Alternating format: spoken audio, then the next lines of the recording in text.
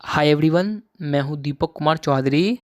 जैसा कि हमने अभी पिछले सेशन में माइंड मैपिंग की मदद से मुगल वंश के दूसरे शासक हुमायूं के मोस्ट इम्पोर्टेंट फैक्ट्स और पॉइंट्स को अरेंज किया है और साथ ही साथ उसके बैकग्राउंड इंफॉर्मेशन पर भी चर्चा किया है और हुमायूं से जुड़े हुए सारे कन्फ्यूजन को भी दूर करने की पूरी कोशिश की है। तो अगर आपने हुमायूं वाला वीडियो नहीं देखा है तो इस ऑब्जेक्टिव सेशन से पहले आप उन्हें ज़रूर देख लें, आपको निश्चित ही उससे काफ़ी मदद मिलेगी। हुमायूं वाले वीडियो का लिंक आपको आई बटन और डिस्क्रिप्शन में मिल जाएगा।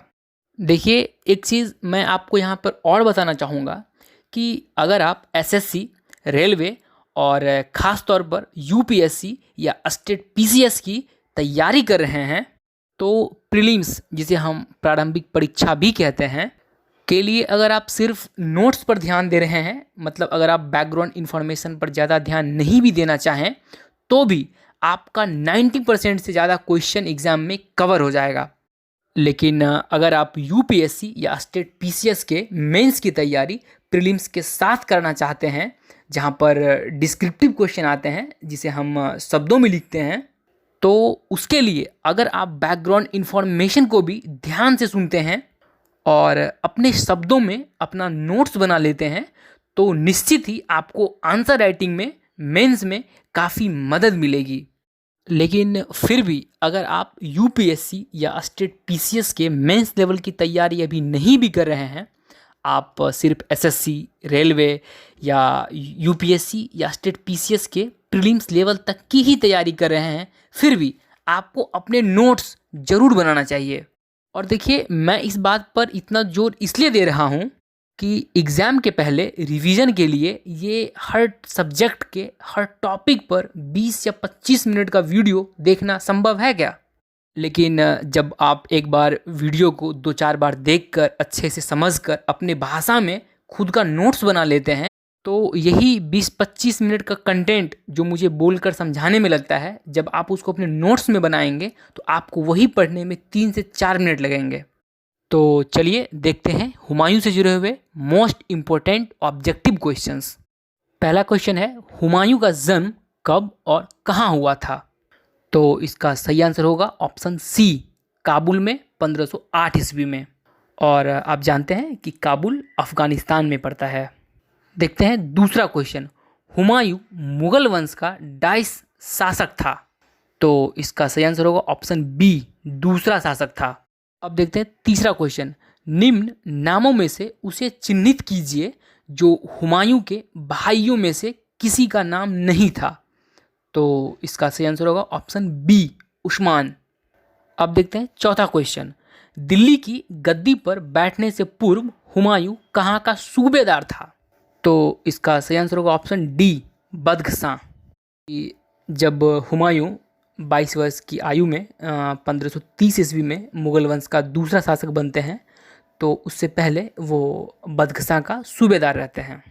अब देखते हैं पांचवा क्वेश्चन, हुमायूं द्वारा लड़े गए 4 प्रमुख युद्धों का तिथि अनुसार सही क्रम अंकित करें।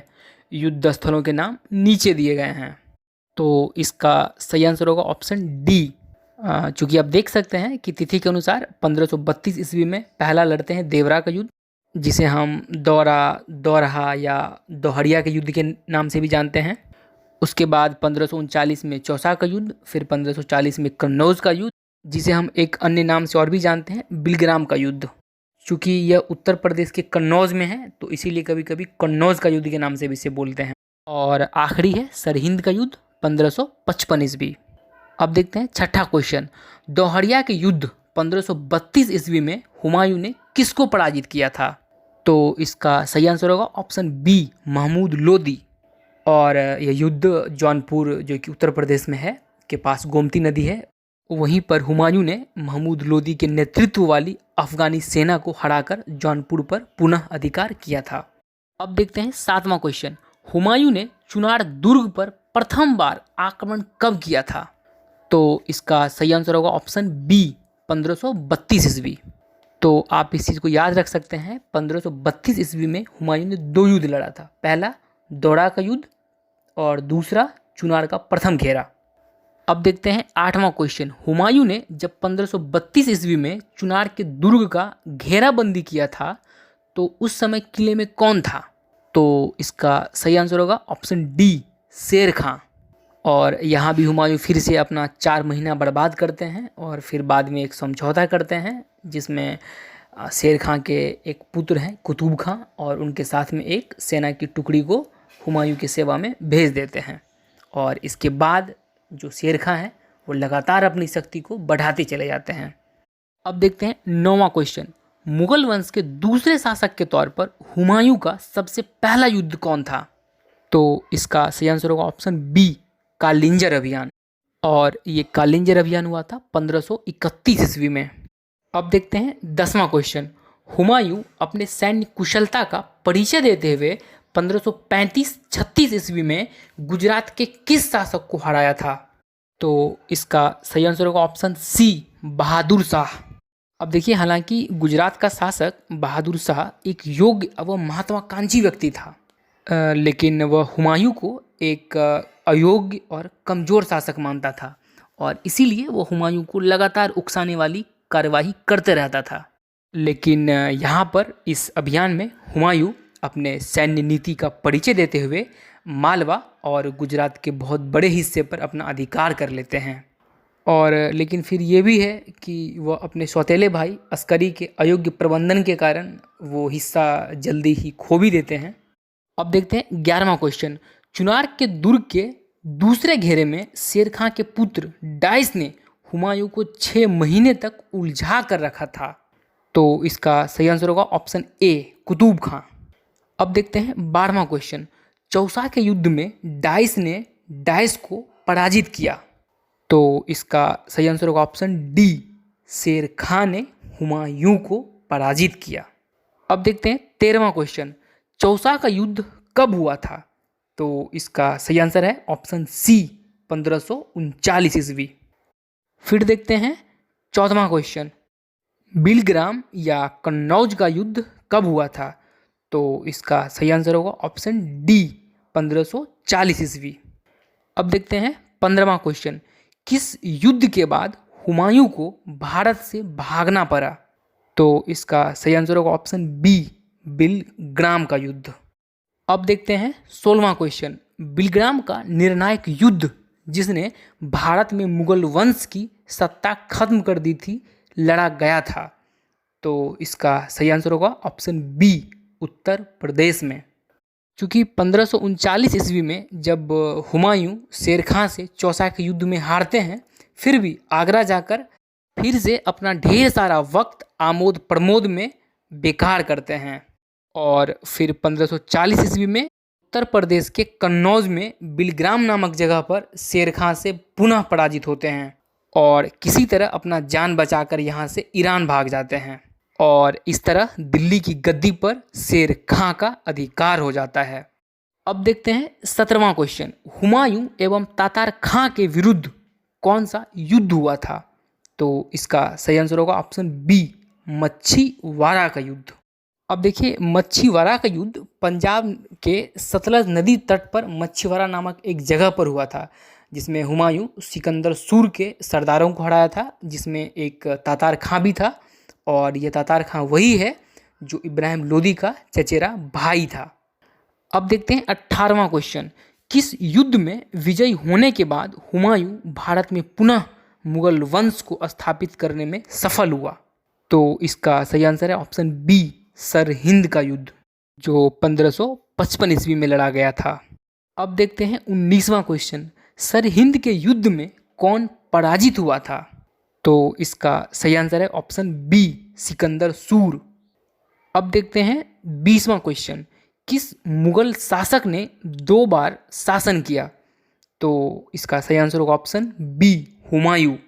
इनका पहला शासन काल आरंभ होता है 1530 ईस्वी में, जब वो मुगल वंश का दूसरा शासक बनते हैं और फिर बिलग्राम के युद्ध में शेर खां से 1540 ईस्वी में हारकर अपना साम्राज्य खो बैठते हैं और फिर 15 साल निर्वासन करते हैं और फिर सरहिंद के युद्ध में 1555 ईस्वी में सिकंदर सूर को हराकर पुनः दूसरा बार दिल्ली का शासक बनते हैं।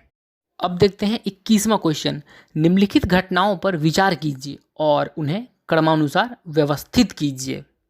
तो जैसा कि आप देख रहे हैं, तो इसका कूट से सही आंसर होगा ऑप्शन बी, क्योंकि 1532 ईस्वी में होता है दोरहा का युद्ध।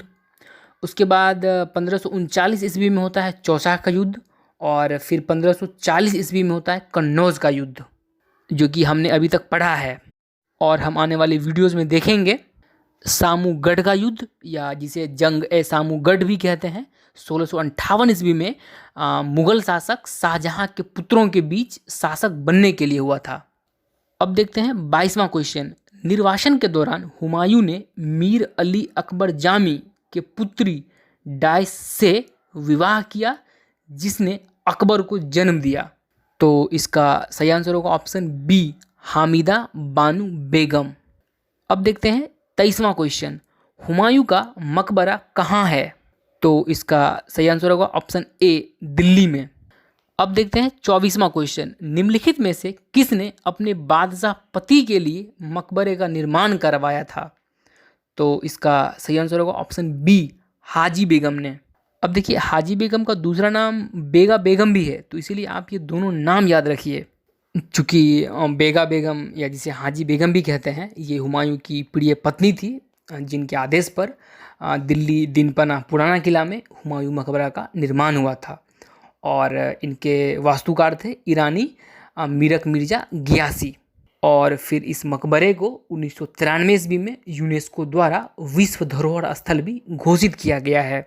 और हुमायूं का मकबरा भारत में मुगल वास्तुकला का प्रथम उदाहरण भी है, जिसमें 4 बाग की शैली है, और इसके आधार पर ही भविष्य में ताजमहल का निर्माण हुआ था। अब देखते हैं 25वां क्वेश्चन। हुमायूं नामा की रचना किसने की? तो इसका सही आंसर होगा ऑप्शन सी, गुलबदन बेगम ने। अपने भतीजे अकबर के अनुरोध पर गुलबदन बेगम ने अपने भाई हुमायूं की जीवनी लिखी, जिसे हम हुमायूं नामा कहते हैं।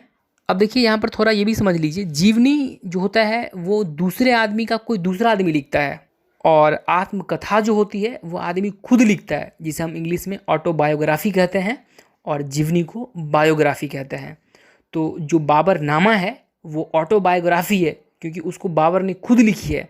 लेकिन जो हुमायूं नामा है ये बायोग्राफी है, क्योंकि इसे गुलबदन बेगम ने लिखी है, जो कि हुमायूं की बहन थी।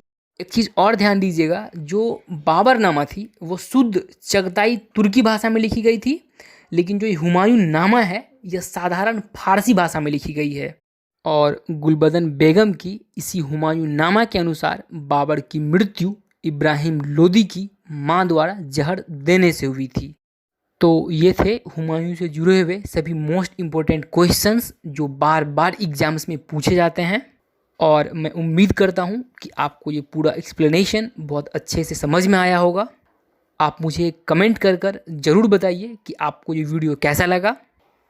और एक चीज़ देखिए, पूरा हिस्ट्री को मैं इसी माइंड मैप की मदद से कवर करने की कोशिश कर रहा हूँ, और साथ ही साथ मैं मोस्ट इम्पोर्टेंट क्वेश्चन पर भी वीडियोस बना रहा हूँ, ताकि आप खुद की प्रैक्टिस भी कर सकें। आप इन्हें प्लेलिस्ट से चेक कर सकते हैं। तो इसके साथ मैं अपनी बात ख़त्म करता हूँ। Thank you very much for your time and patience.